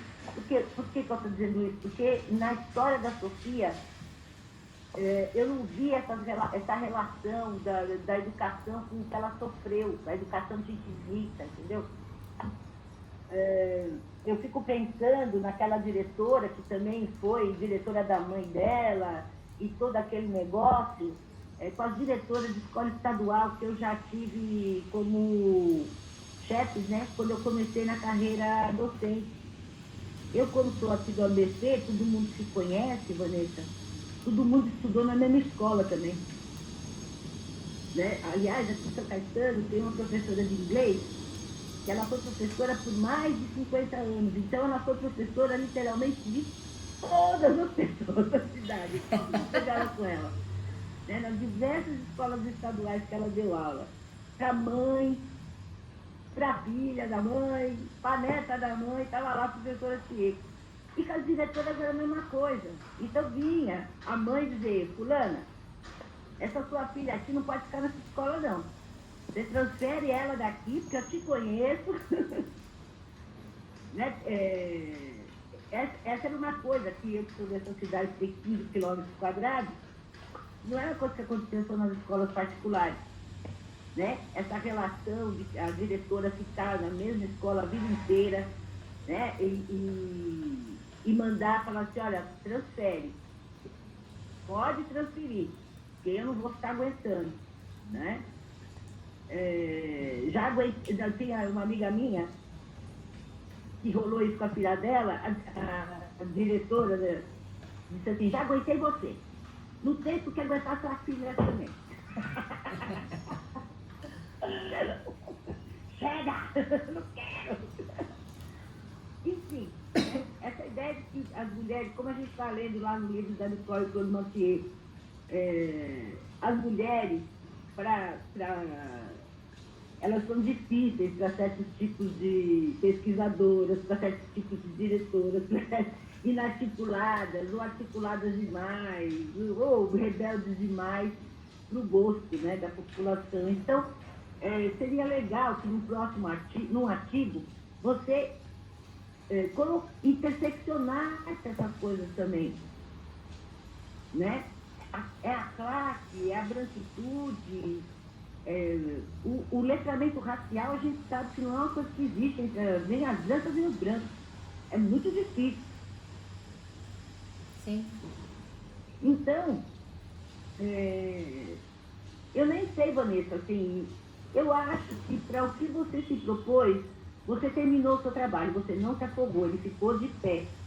Tá? Você colocou as bibliografias, falta você aprofundar algumas reflexões sobre o que você leu. Mas isso é o que acontece no mestrado. Né? O mestrado é o passo 1. Agora vem o passo 2, e se você não mudar de assunto, vai ter a oportunidade de aprofundar as leituras sobre todas essas coisas. Né? E ver bem esse negócio do que é uma mulher rica. O que você quer falar sobre as mulheres ricas? Né? Tem a parte da mulher rica que a gente pode criticar, mas tem parte que não sei se vale uma crítica rasa, no sentido de pensar, bom, o dinheiro, uma coisa que você já sabe, no caso da violência contra as mulheres, das que procuram, as que têm ameaça de morte, né, e que precisam ir para as casas abrigo, é que uma boa parte da classe média alta, quando precisa ir para o abrigo, é a que mais sofre. Exatamente porque, de maneira geral, não terminou a faculdade porque casou, né? Nunca teve que ganhar a própria vida, portanto, não consegue saber, não sabe desenvolver um trabalho com começo, meio e fim, já que sempre alguém fez para ela. Então, ela não sabe direito. Não sabe direito, não. Tem umas que não sabem absolutamente como é que faz, né, para sobreviver sem ter alguém que faça as coisas do cotidiano para ela. E que o cartão de crédito, o carro, está tudo no nome do marido. Então, ela mesma, classe média alta, não tem uma classe social para si, que é chamada de sua. Né? Ao contrário do que acontece com as mulheres de classe D e E, que sempre exatamente por causa da opressão, e da absoluta falta de oportunidade, sempre tiveram que fazer alguma coisa para alguém e por si mesmo, numa situação extrema como essa, tem mais maneiras de conseguir sobreviver, de encontrar um eixo, do que uma mulher de classe média ou média alta, Sim. que larga o seu carro importado no meio da rua e sai correndo para encontrar um abrigo por causa das ameaças de morte. É uma situação, por exemplo, como essa, em que a vulnerabilidade psicológica dessa mulher, essa mulher, ela para e de repente vira uma lousa em branco, porque não tem nada, não tem, sabe, não tem uma profissão, não sabe, e por profissão aqui, pessoal, não estou falando de ter faculdade não, ela não sabe fazer arroz. Não sabe ferver água. É uma situação que aí, se ela decide que ela não vai voltar de jeito nenhum para aquela situação de violência, que literalmente ela precisa aprender do zero. E aí você vai ter tanto essa mãe, de quem ela foi a sombra, e que nunca, que vai dizer, imagina, volta para o seu marido, para com isso, e as que vão apoiar. Então, também é uma coisa importante de pensar como é que essas metamorfoses acontecem na classe média alta, em situações de virada de mesa, né? São bem diferentes as reações que as mulheres têm, dependendo da classe social de onde elas chegaram até a Casa Abrigo. Só estou te dando um exemplo, Vanessa, para dizer que você tem, de novo, e já está encerrando, na sua mão, um baita tema, sabe? Um lugar importante de pesquisa. Lembra que nós estudamos há umas 3 semanas atrás, a Nicole Flores Marques dizendo, a gente está sempre estudando proletário, criança e mulher, ninguém estuda adulto. Né? Por quê, né? Então, mulher rica, são poucas pessoas que estudam, porque fica parecendo também que tem pouca coisa para ser estudada, né? Não tem não, viu, Vanessa? Tem bastante, né? Só dei esse exemplo, né, da situação extrema, né, da casa-abrigo, mas podia também, de novo, passar a tarde aqui te dando outros exemplos. Mesmo no caso das mulheres internadas em manicômios, que foi a minha experiência, porque eu conversei com mulheres que estavam internadas no manicômio público e mulheres que estavam internadas em clínicas particulares caríssimas. Né? E tem um sofrimento ali, tem alguém que a leva ali para o manicômio também por não cumprir certos padrões, né? Que também é um universo a ser pesquisado. Sim. Enfim, Vanessa, eu quero te parabenizar a Cecília de novo. Eu acho que você aprendeu a nadar, Vanessa. Então, você pode ter certeza que nós aqui, do programa de Psico, eu, Cecília, e já vou enfiar o Jura nessa, porque ele deve sair ainda, estamos aqui para te ensinar outras modalidades de nado. Então, você já está sem a boia, viu?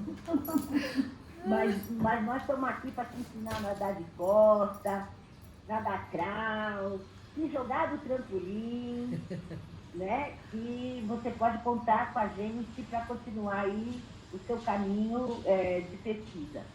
Tá bom? Continue sendo muito bem-vinda do nosso programa, porque para nós você já faz parte da turma, e não é porque você acabou o seu mestrado hoje que a gente vai deixar de te encher o saco, tá bom?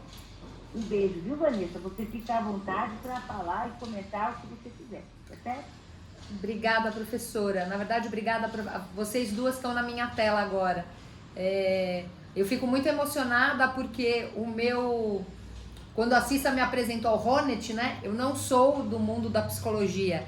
Então, saber que eu não me afoguei é uma vitória. Eu tô exultante aqui. E você fala do Jura, né? Eu também tô bastante emocionada, porque quem me leva pro mestrado, pro NEPIM, é o meu marido, que vai assistir às aulas do núcleo, professor. Ele tá aqui sendo aculturado. Mas quem estava se preparando para o mestrado era ele, o psicólogo da família é ele. Então ele me leva para o NEPIM, me apresenta o Jura, que me apresenta o Ciampa, e aí eu fico, ele sai e eu continuo. E saber que eu não me afoguei nesse processo é realmente muito reconfortante. Eu acho que era o meu objetivo maior, conseguir corresponder àquilo que foi não depositado de expectativa em mim, né? Mas eu adorei a analogia, né? Bom, eu agora nado o cachorrinho com uma mão só e consigo não beber água. Mas eu percebo hoje, principalmente depois que acabou o prazo, né? Eu lendo a minha dissertação, eu falei, nossa, mas isso aqui já tá velho. Ainda mais assistindo as aulas do núcleo, né? Com o trabalho da Mathieu. Eu falei, nossa, eu já teria escrito isso diferente. E eu acho que a forma como você e a professora Cecília trabalham nos núcleos, né, respectivos de cada uma, permite que a gente faça isso, né? Que a gente se aproprie das coisas, cada um ao seu tempo, mas que se sinta desafiada, que é o maior desafio, acho que, de todo professor, né? Como é que eu não massacro o aluno e como é que ele se sente desafiado para caminhar. E eu me sinto parte dos dois núcleos. Eu, na verdade, fui indo, eu falei, Jamile, eu preciso ir na aula, eu não consigo vir de novo. Ela falou, vai de tarde. Eu falei, eu vou de tarde. Comprei o livro e um pouco como eu tava com a Cissa, né? Na época que eu tava analisando as entrevistas, já terminando, aí a Cissa me ensinando sobre o Honneth, aí eu comprei o livro, eu falei, eu não consigo entender nada disso, não é agora, né? Isso é para depois do mestrado. E eu me sinto agora, eu acho que livre da expectativa do prazo, dos ritos acadêmicos e da academia, eu me sinto muito desafiada a entender aquilo que eu não consegui entender. E muitas das coisas que eu não consegui entender, eu acho que estão relacionadas a tempo mesmo, né? Eu tô, de uma certa forma, trabalhando com duas áreas que não são minhas, né? De formação inicial, que é a psicologia, que é o seu olhar. Acho que não tem quem passe pelas suas aulas incólume. É impossível não, porque o Ciampa nos tira um chão, mas ou bem ou mal você vai se apoiando aqui, né? O trabalho dentro do INAN, ele é, pra mim, né? Ele é vital, porque eu acho que é o que faz com que a gente continue querendo conseguir se aprofundar. Porque eu vejo as colegas falando, mais novas que eu falo, gente, olha só como elas falam, como elas se apropriaram. Eu me inspiro nelas para me aprofundar naquilo que eu percebo que eu não sei ainda. E me é muito reconfortante saber que diferente das pessoas com quem eu trabalhei, né, das jovens com quem eu trabalhei, não é um fracasso, né? São novos nados.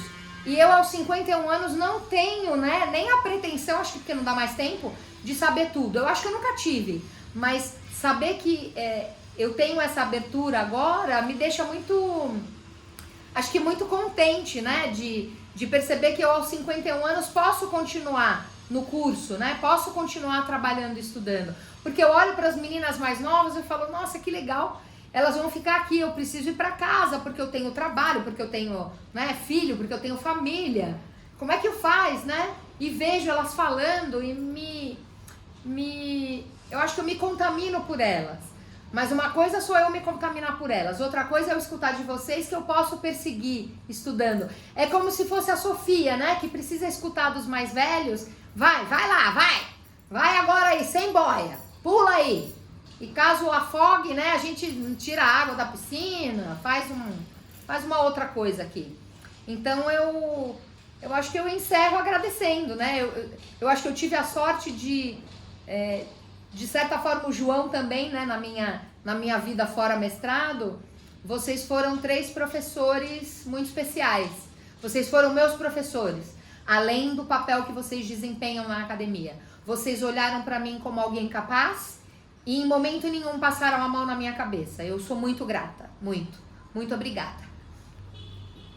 E eu e a Cecília, a gente é comadre, aqui ninguém é mãe solo, a gente é mãe de todos ao mesmo tempo, não é, Cecília? Com certeza. É comadre aqui.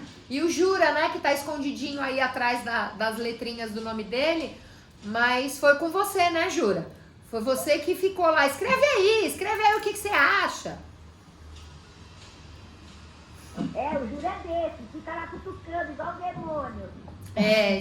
Escreve aí. Fala dos desviados, me deu, como é que é, o homem da prisão, um monte de gente que eu nem conhecia. Aí eu me senti burra, aí depois eu me senti, não sou tão burra. Acho que eu vou conseguir entender. Então, ouvi de vocês que eu sou capaz de continuar caminhando nessa área. Eu não vou mudar de tema, professora, não consigo. É um tema que fala muito comigo. Então, eu não poderia deixar de encerrar esse ritual sem também dizer algumas palavras, muito poucas, mas, na verdade, o trabalho final da Vanessa é uma narrativa, ou uma co-narrativa com a Sofia, mas que expressa muito dela. E, assim, durante algum tempo eu a pressionei. Não é de você que você tem que falar. É você falando do seu objeto de estudo. Mas aí o trabalho... E é assim, ainda bem que ela não me escutou em todo momento, não tirou tudo isso. Porque, na verdade, eu vejo que na narrativa dela, que ela se redimiu. Tá? Aí não posso deixar de dizer o que a gente tem estudado, né? No conceito do Walter Benjamin sobre narração ou narrativa. E hoje, como vendo a sua apresentação, né? O quanto que você está empoderada desse conhecimento que você, né, se apoderou, que fez bem. Inclusive, assumiu o reconhecimento que a gente dá a você. E hoje, oficialmente, né, você tem o reconhecimento de que é competente, que pode fazer. Né? Porque uma coisa que eu senti é que, assim, sempre por conta de que eu não sou da psicologia, eu tenho muito mais dificuldade, né? E aí você está vendo que não é verdade, né? Todo mundo tem dificuldade no mestrado, tá? Mestrado é a primeira vez que a gente... Sabe qual é o objetivo do mestrado? Aprender a ser pesquisador, aprender a fazer uma pesquisa. E aí, o título do mestrado quer dizer, você já pode fazer pesquisa. Agora é que você vai fazer. Por isso, a tese é fazer uma tese. Tá? Então, esse reconhecimento eu acho que é importante para você e ver que, assim, foi duro, foi trabalhoso, tá? Mas valeu a pena, ficou um trabalho bonito, gostoso de ler, né? E como a Carla bem disse, com questões para serem aprofundadas, tá? Como todos, né?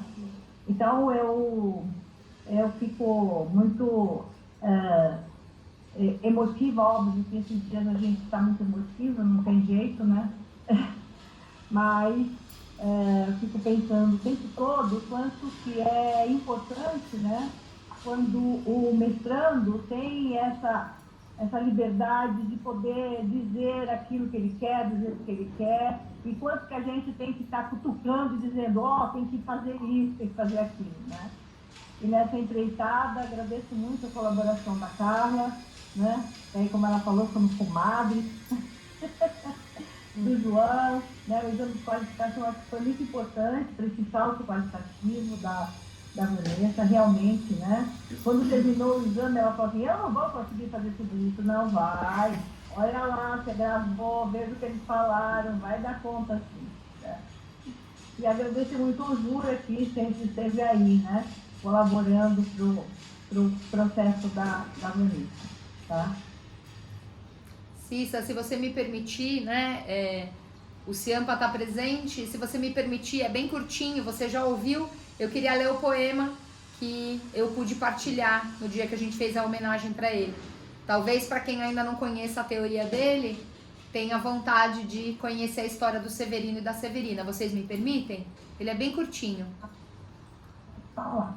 Eu queria só dizer que, assim, a Vanessa estava junto comigo, nós estávamos numa supervisão online quando eu recebi a notícia.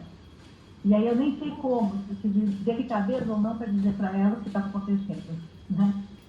Aí, enfim, foi a primeira pessoa que eu pude desabafar e compartilhar o que eu estava sabendo.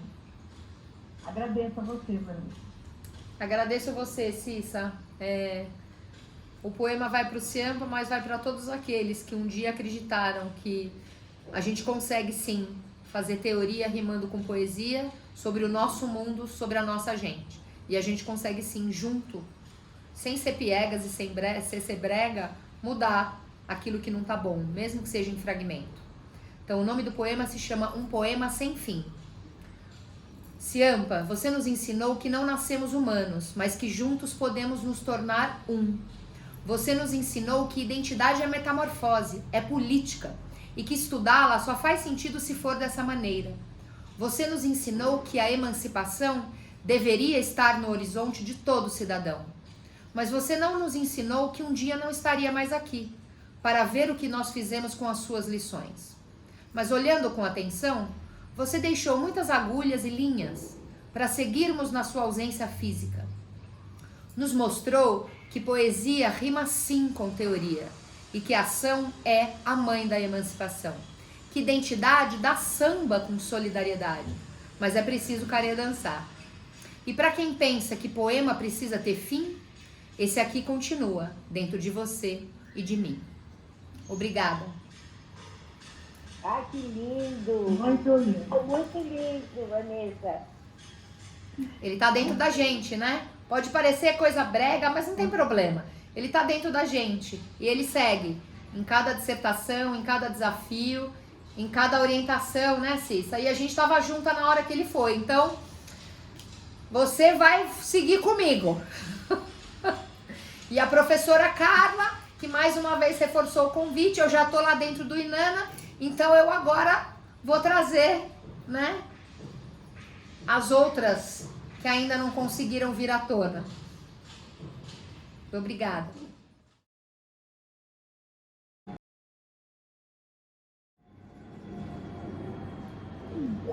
Ai, socorro.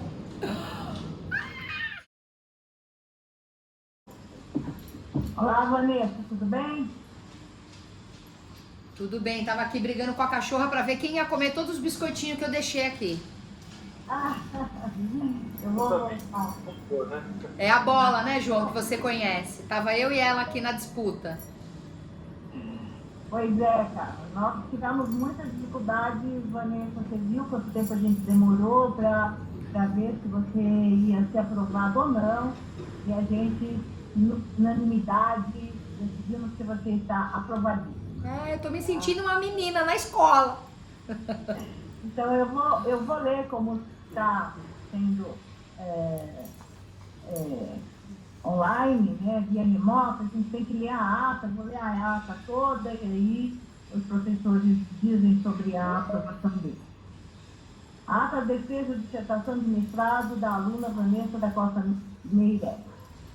Aos 8 dias do mês de abril do ano de 2022, realizou-se no ambiente remoto a sessão pública de defesa da dissertação intitulada Mulheres e Meninas, o processo de identidade de jovens brancas, ex-alunas de escolas particulares paulistanas, apresentada pela aluna Vanessa da Costa Meirelles, licenciada em Letras pela Pontifícia Universidade Católica de São Paulo, que concluiu os créditos exigidos para a obtenção do título de mestre em Psicologia e Psicologia Social, segundo o encaminhamento do professor Dr. Salvador Antônio Mireles Sandoval, coordenador do Programa de Pós-Graduação em Psicologia e Psicologia Social da Pontifícia Universidade Católica de São Paulo e segundo registros constantes nos arquivos da Secretaria de Administração Escolar de Pós-Graduação. Os trabalhos foram instalados pela professora doutora Cecília Pescatori Alves, presidente da banca examinadora, que foi constituída pelos seguintes professores e doutores: Carla Cristina Garcia, doutora em Ciências Sociais pela Pontifícia Universidade Católica de São Paulo, João Luiz Muzinac, doutor em Educação Matemática pela Universidade Estadual Paulista, e Cecília Pescatori, doutora em Psicologia Social pela Pontifícia Universidade Católica de São Paulo, sendo a orientadora do candidato. A banca examinadora, tendo decidido aceitar a dissertação, passou à arguição pública do candidato. Encerrados os trabalhos da sessão, os examinadores deram o parecer final sobre o ato da dissertação. Considerando a suspensão das atividades acadêmicas presenciais devido à pandemia Covid-19 e conforme recomendação da CAPES, consignada na portaria número 36, de 19 de março de 2020, excepcionalmente, essa defesa foi realizada por meio eletrônico e a candidata foi considerada aprovada. Proclamados os resultados, assinamos embaixo. Professor João e professora Carla. Muito obrigada por estarem aqui nesse momento da minha vida e por terem caminhado comigo até aqui. Agora eu vou continuar. Agora eu vou nadar cachorrinho com as duas mãos. Parabéns, querida. Muito obrigada. Terça-feira estarei lá na aula e em breve de volta às aulas de identidade. Oh, muito obrigada. Parabéns, Van. Obrigada a todos os que estão aqui. Parabéns mais uma vez. Todos fazem parte da caminhada. Muito obrigada. E Ciampa, presente. Presente, sempre. Parabéns, Vanessa. Obrigada. Beijo, gente. Beijo, Jura. Tô com saudade. Ah, ele aí. Ê! Gostoso. Agora eu tô vendo sua cara, Jura. Obrigada, Beijão, João. meu. Vamos nos ver mais vezes, hein? Sem dúvida. Muito obrigado. Obrigado. Obrigada, Carla, Vanessa. Beijo, gente. Jura, eu tô de terça e quinta na CUP. Vê se aparece lá. Beijão. Tchau. Tchau, tchau. Augusto, agora a mulher está de volta? Que sucesso! Que sucesso! Obrigada. Ó quem tá aqui comigo.